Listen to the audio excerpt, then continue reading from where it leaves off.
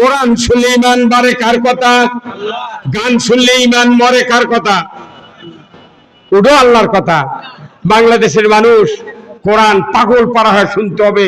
সাহাবাদের কোন ডিগ্রি ছিল না, 5 পাস ছিল না, 8 পাস ছিল না।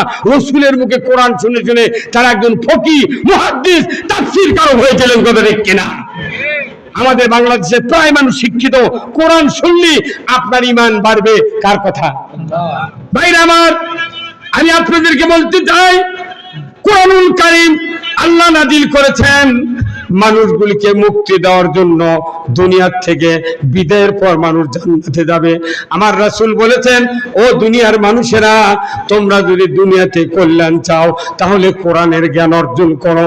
যারা কোরআনের জ্ঞান কোরআনের মাহফিলে বসে শুনছেন, আল্লাহ আপনাদের ভাগ্যে এতই শান্তির ব্যবস্থা রেখেছেন।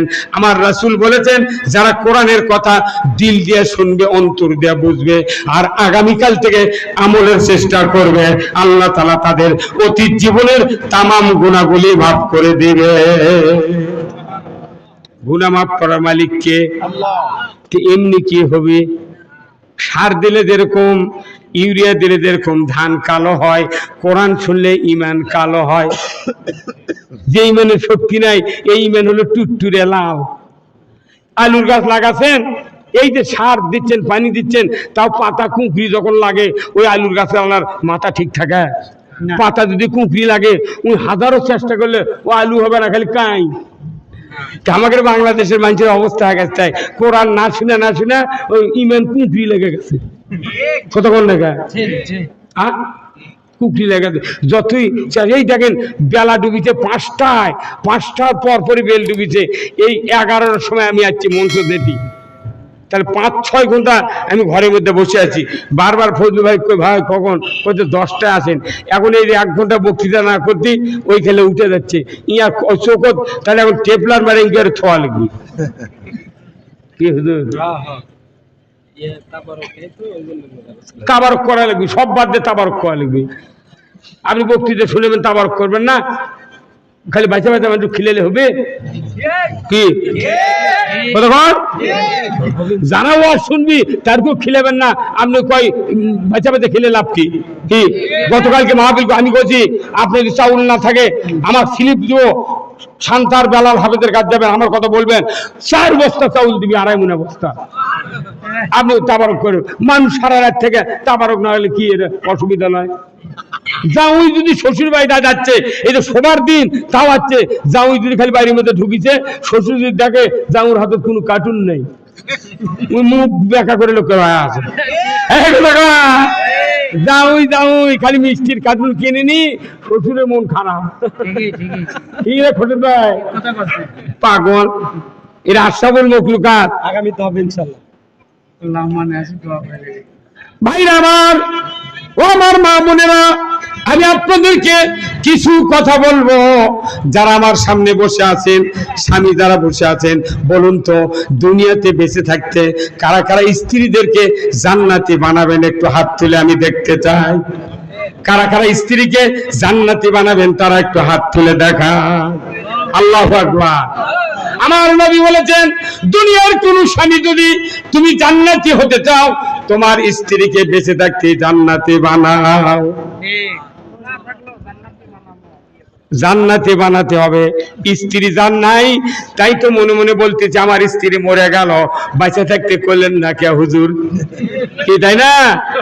আমার রাসূল বলেছেন, কিয়ামত হয়ে যাবে, মানুষগুলি জান্নাতে যাবে, জাহান্নামে যাবে। হঠাৎ করে জান্নাতুল ফেরদাউসের ভেতরে একজন আল্লাহর বান্দি হাউমাউ করে কান্নাকাটি শুরু করবে। আমার ভাইয়েরা, ওই বান্দিকে আল্লাহ তাআলা ফেরেশতা দিয়ে জিজ্ঞাসা করবেন, হে ফেরেশতা তুমি একটু জিজ্ঞাসা করো, আমার ওই বান্দি জান্নাতুল ফেরদাউসে গিয়েছে, কি জন্য সে কাঁদাকাটি করে? জান্নাত কি ভালো লাগে না? তার কি পছন্দ হয় না? ফেরেশতা বলবে, আল্লাহর বান্দি কি দুঃখ বেদনা আপনার হয়েছে যে আপনি জান্নাতের ভেতর কাঁদাকাটি করছেন? কি দুঃখ বলুন না। ওই বান্দি বলবে, আল্লাহর ফেরেশতা আমার কোনো দুঃখ নাই, মনের ভেতর আছে একটু জ্বালা।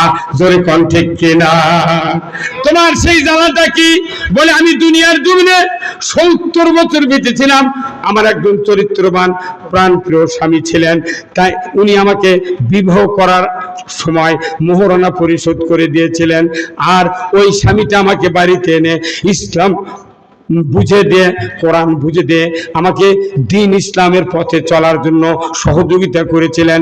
আমাকে পর্দা পুশিটা দিন ইমান সঠিকভাবে বাঁচিয়ে রেখে সংসার করার উপদেশ দিয়েছিলেন। ওই কাজ করার পর আজকে আল্লাহ তাআলা হাসরের ময়দানে বিচারের পর আমাকে জান্নাত দিয়েছেন। কিন্তু জ্বালা একটা, যে স্বামী আমাকে এত কষ্ট করে ইসলাম শিক্ষা দিলেন, ওই স্বামীকে আমি বেহেশতে দেখি না, জান্নাত ভালো লাগে না। বেহেশতের ভিতরে যদি আমার ওই দুনিয়ার ওই চরিত্রবান স্বামীকে যদি দেখতে পাইতাম, আমি চক্ষু দিয়ে দেখিয়া কলিজাটা জড়িয়ে নিতাম। স্ত্রী জান্নাতি আগে বানান লাগবে, তারই 1 নম্বর শর্ত হলো মোহরানা।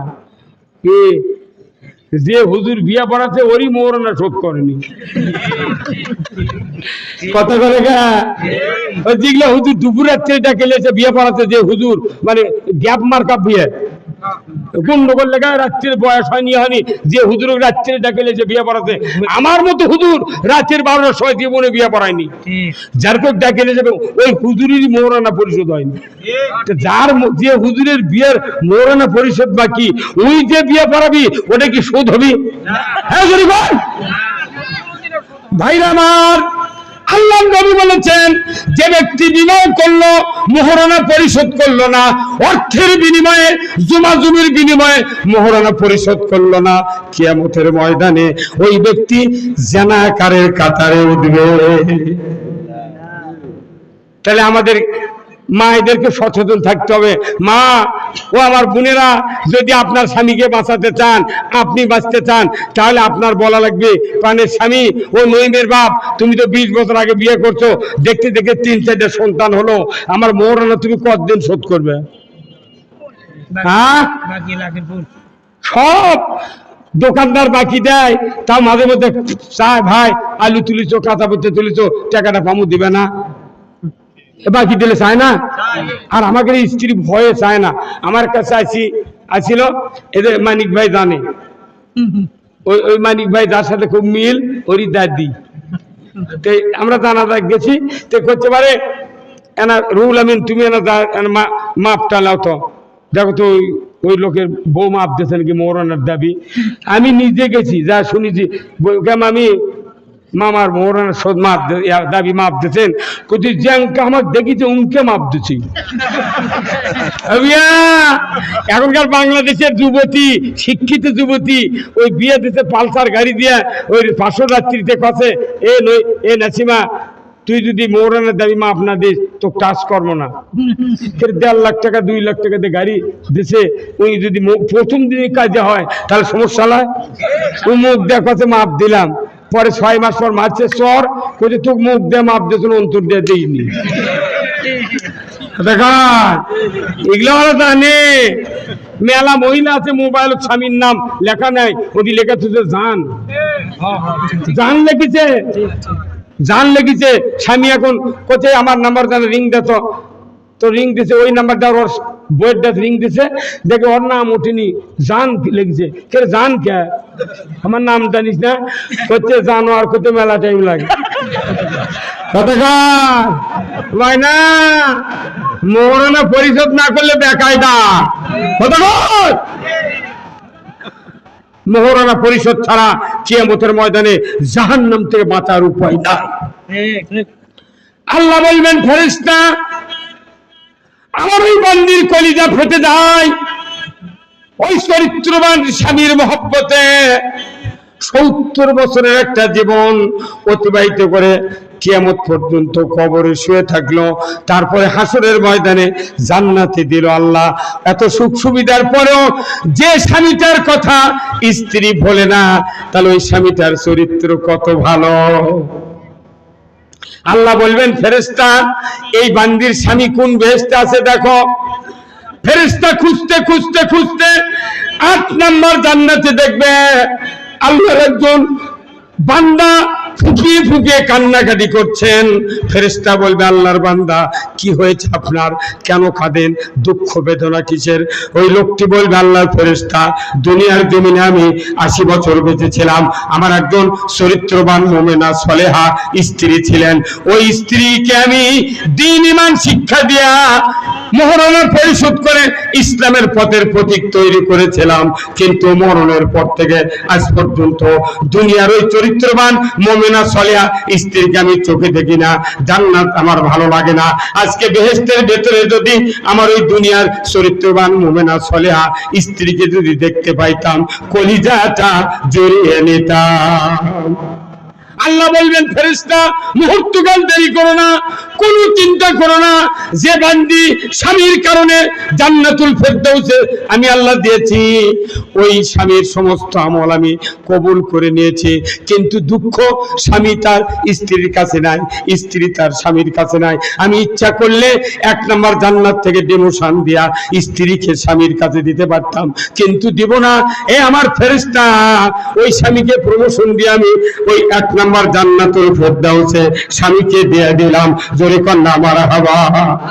সতী নারীর প্রতি হায় রে পর্বতেরই চূড়া,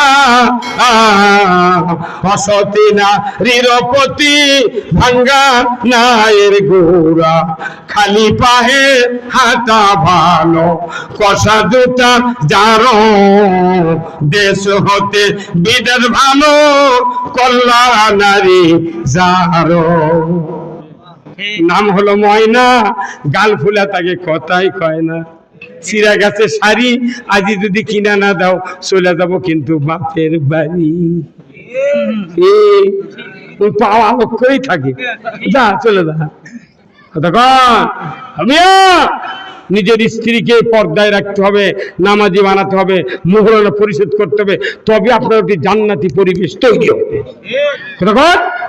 এমনি আমাকে দিদি সবার দেয়, সেটি কয় হুজুর একটা মহিলাকে ওয়াজ করবেন, তাহলে পুরুষ কি তোরা পীর সাহেব হয়ে গেছে? আগে পুরুষ যদি ঠিক হয়, মেয়ে মানুষের 4 আনার দোষ নেই। মেয়ে মানুষের ছিল 4 কাম, একটা হলো 5 ওয়াক্ত নামাজ, 1 মাস রোজা, পর্দায় থাকা, স্বামীর খেদমত করা। এই 4 কাজ দিয়া আল্লাহ মহিলা করক বানাচ্ছে। এখন 4 4 16 4 16 64টা কাম হবে, কিস্তি শুদ্ধ আদায় করে মহিলা। এখন কিস্তি শুদ্ধ আদায় করে, এতগুলো কাম বাইরে দেয়, রাস্তাতে একটাও কোন থাকে না। মোর রাস্তা ধরে তো মেয়ে মধ্যে মাটি কাটার লাগবে, কারণটা কি? দেখো মোর কি এই যে উপদেশটা ডক্টর ইউনূস বলেছে যে মেয়েদের চাকরি করা দরকার, কিন্তু একটা পুরুষও যদি চাকরি দেওয়া যায়, ও ইচ্ছা করে ওর বউ ভাত দিবি কে ভাই? মানে মেয়ে আমাদের চাকরিতে লাভ কি? ম্যাট্রিক পাস করে প্রাইমারি চাকরি করে রে, 40,000 টাকা বেতন। উনি আবার কয় কি যে প্রফেসর দেখো তো আমার জন্য, তুই ম্যাট্রিক পাস করে তুই গোল বাড়ানে ডাইলি ধর্মের শিখিস নি, কি কথা বল না? আল্লাহ রসুল বলছেন এই মায়ের জাতি এত নিয়ামতপূর্ণ, এই মায়ের জাতিকে যারা শ্রদ্ধা করবে, দাম দিবে, মায়ের জাতি যেদিন বাড়ির থেকে বের হয়েছে ওই দিনে দেশের মানুষের ভাগ্য পরিবর্তন হয়ে গেছে। পরিবর্তন শেষ। একটা পুরুষক চাকরি দিলে দিব্য। আমরা যারা কৃষক আছি সমাজে, আমরা কি বউ ভাত দিচ্ছি না? আর যারা চাকরি করছে বউ স্বামী স্ত্রী, ওরা দুইজনই ওই কাম করা মানুষের ভাত পাক করে লিয়া ইনকে বগলের তলে ঝুলে এলেছে, বগলের উসুমের ভাত খাচ্ছে আর ইনকে করে। আপনি জানেন ওই যে মেয়েটা ভাত পাক করছে ওই কি ফরজ গোসল জানে? ওই কি ওই নামাজ পড়ে না কি করে? এক লুকমা খানা যদি বেনামাজির হাতে খান, তাহলে আপনার 70 বছরে ইবাদত শেষ। খালি এই শক্ত কথা বলি, হুজুর এগুলো কবেন খালি চোখে দিয়ে জান্নাতের দামও কেউ যাতে দেখবেন না পায়, কি করে ঠিক কিনা? জান্নাত খালু শ্বশুর বাড়ি মুরগি রান্নায় কামড় দেশ চোখ দিন আর মগজ ভেতরে গেল। এই দেশটা মনে করছেন ভালো আছে, যে দেশের মসজিদের ইমাম পলে যায়। বাংলাদেশ পৃথিবীর মধ্যে কোনো দাম নাই। বয়তুল মুকাররমের ইমাম পলে গেছে রে, এই আমার কাছে আমি ঢাকা দিনের মধ্যে করি, এটাও আছে, বয়তুল মুকাররমের ইমাম নাই। এই জয়পুর হাটের জয়পুরহাটের এক এমপি, নাম হলো শাহিন, জয়পুরহাট 5 বিবির অধিকার।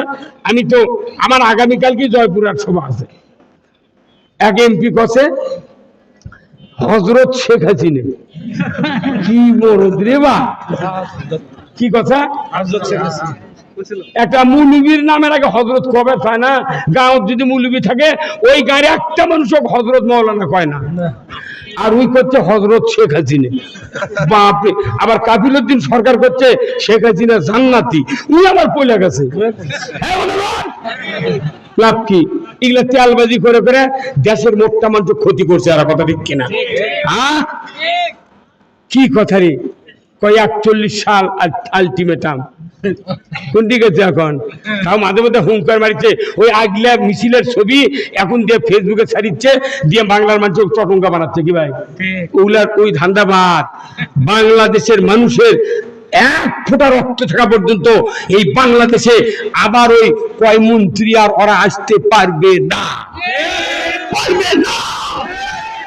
আমরা এখানে ইসলামী দল এবং বিএনপি সহ, বিএনপি যদি 100 সিট দিই আর আমরা 6টা ইসলামী দল মিলে 200 নিই, তাহলে 3 জনের 300, এই 300 সিটলে এইবার নির্বাচনে যদি দেশে যদি সুস্থ গণতন্ত্র কায়েম করতে না পারি, কারো পিঠের চামড়া থাকবে না।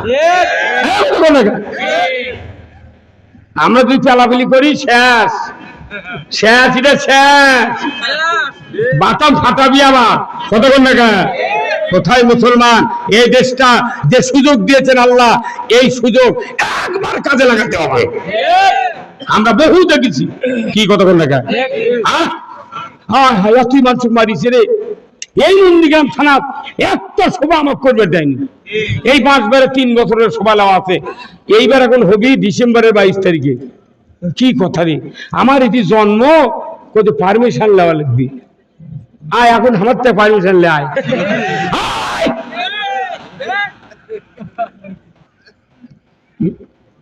কি কার্যপত্রে এটি জন্ম হচ্ছে, এটি একটা বক্তৃতা কর্ম। পুরো থানা 9টা সবাই, তার একটাও করবে পারি না। খালি কয় ডিজির কাজ দাও। এটিরা গরিব মানুষ, কর্তৃপক্ষ, নেতা নেই, খাতা নেই, ওরা কি অনুমতি পাইবার যায়? ওরা কত সবাই কর্ম না যা হয় হয় যায়। হ্যাঁ, কি সুযোগ আল্লাহ করে দিচ্ছে রে। 1600 লোক চালাতে দেশ, এই দেশ 1600 নেতা চালাতে, দেশত আগুন ধরে দিয়েছিল। আর মাত্র 14 জনে দেশ চালাচ্ছে। দেশত পানি, একটা সিএনজি চাঁদা দেওয়া লাগিচ্ছে না, অটো রিক্সার চাঁদা নেই, কিচ্ছু নেই। আর দিকে সরকার যদি ইসলামী আছে, মাথা অটো হয়ে যাবে। সুদ হারা ভরা মানে কি? খালি ওই যত এনজিও আছে ওরাই খুবই ছাড়, আমরা জাকাত দিচ্ছি, এগুলার কর্ম না। এলে কি আপনি চান না? যারা সুদ খায়, সুদ দেয়, এদের ইমান থাকে না, একবারে ইমান শেষ। ইয়া আইয়ুহাল্লাযিনা আমানু লা তাকুলুর রিবা, ইমানদাররা তোমরা সুদ খায় না, ইমান থাকে না। ইমান যদি রাখতে চান, এদেশ থেকে অর্থনীতির ব্যবস্থা সুদ ভিত্তিক উৎখাত করতে হবে। বাংলাদেশে অর্থনীতি সুদ হারাম হোক, কারা কারা তার 2 হাত তুলে টাকা লিল্লাহি তাকবীর, নারে তাকবীর। কিয়ামত পর্যন্ত বক্তৃতা দেব, 1 টাকা সুদ হারাম হবে না যতক্ষণ পার্লামেন্টে সুদের আইন পাস না হবে। কি মানলে বক্তৃতা করে কি লাভ? এখন আমি তো বক্তৃতার বিরুদ্ধে, অনেক লোক আমার বক্তৃতা শুনেছেন। আমি কোন বক্তৃতার বিরুদ্ধে, আমি বিরুদ্ধে। কারণ কি? যে ওষুধের মাজরা পোকা ছাড়ে না, 1 টাকা দিয়ে কিনে খা, লাভ কি? কে ভাই লাভ আছে? হাই রে টাকারি কচি হুজুর 50 দিচ্ছি। আরে আজ সকালে বসে আসছিল 50,000 টাকা। আমি জব দিয়ে ডেট নেই। কি আশ্চর্য কথা! আমরা টাকা চাইলে মানুষ খারাপ কয়। এই হুজুর আর কলেজে সাতক্ষীরা আব্দুল কাইম নাকি ওকে মারিছে। এখন এটা করার কারণটা কি? এলে কি কারণে? কে টাকা ছাড়া আছে? একটা গরু কুরবানি দিবার লাগলে 1.5-2 লাখ টাকা লাগিচ্ছে। আমি হিসাব, আমার ইউনিয়নে 74টা মসজিদ আছে, 14 জন ইমাম কুরবানি দিতেছে, আর একটা ইমাম কুরবানি দেওয়ার পারেনি। যারা কুরবানি দেয়নি, ওর করে ওই কুরবানি আলাদা মিসকিনের ভাগের 10 কেজি গোস্ত দিয়ে কথা, হুজুর দোয়া করবেন। তুই কার ভাগের গোস্ত কাট দিয়ে দোয়া চলো? একটা মসজিদে 400 জন মানুষ নামাজ পড়ে, 100 টাকা করে বোনাস দিলে 40,000 টাকা বোনাস পাবি। এক কমিটির বেতন ছাড়া কেউ কিছু দেয়, ওই 5 টাকার কাম পাইছে, ওই জুম্মার দেয় টাকা দিচ্ছে ইয়ে করে, ওই 1 ফুট উঁচের থেকে 5 টাকার এক লোট কাঁচা টাকা ফেলে দিচ্ছে, ঠক করে উঠছে, উঠি তোর ডানি ভাই তাকে করছে, ভাই শুনে পাচ্ছো, এক কথা শুনে পাচ্ছো, ওই 5 টাকার কাম বাজিছে, কথা কথা দেখা অত সোজা নয়। জান্নাত কিনতে গেলে টাকা লাগবে, জীবনের অংশ লাগবে, কথা ঠিক কিনা? এই জান্নাত কিনতে গেলে স্ত্রীদেরকে জান্নাতি বানাতে হবে। রাজি আছেন? মা বোনদেরকে পর্দা রাখবেন। আপনার স্ত্রী যদি পর্দা থাকে আপনি জান্নাতি হয়ে যাবেন, আর স্ত্রী যদি বেপর্দায় থাকে আপনি দায়ুস, আর দায়ুসুল আয়াদখুলুল জান্নাহ। গত পরশু 8 তারিখে গোদারপাড়া প্রায় 1 লক্ষ লোক, আমি মাহফিল ওখানে বক্তা ছিলাম, গোদারপাড়া 4 মাথা, ওখানে বলেছি এতগুলো মানুষ আপনার মাহফিলে আছেন, বলেন তো ঈদের মার্কেটে কার কার স্ত্রী দায়নি হাত তোলে? একজন হাত তুলে পারেনি।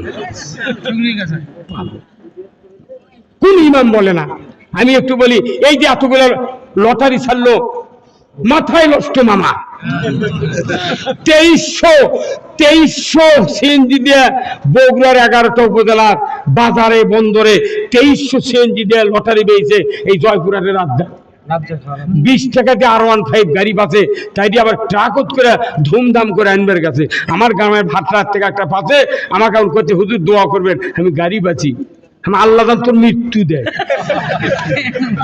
কি খবর? কি আল্লাহ কোরআনে বলছেন, ইন্নামাল খামরু ওয়াল মাইসিরু ওয়াল আনসাবু ওয়াল আজলামু রিজসুম মিন আমালিশ শায়াতিন ফাস্তানিবুহু লাআল্লাকুম তুফলিহুন।